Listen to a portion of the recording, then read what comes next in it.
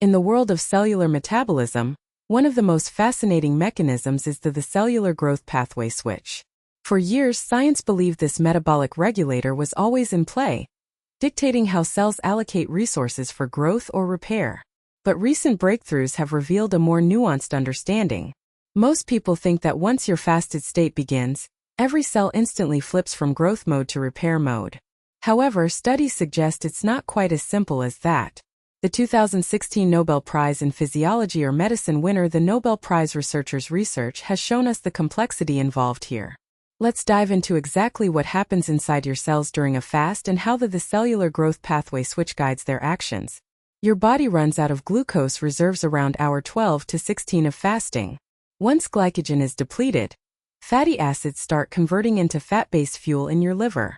Research shows this metabolic switch improves cellular energy efficiency by forcing cells to use a cleaner fuel source. As fasting continues, the cellular growth pathway starts signaling towards autophagy around hour 20 to 24. It reduces its activity significantly at about hour 28, entering an inhibitory autophagic state where it actively suppresses growth pathways while promoting repair and renewal. During this switch, growth hormone levels remain elevated for up to 20 hours post-fast, crucial for muscle preservation. But the overall cellular metabolism shifts from cell division towards self-deconstruction and rebuilding. So when someone asks what fasting really does for your cells, it's not just a binary flip between growth and repair.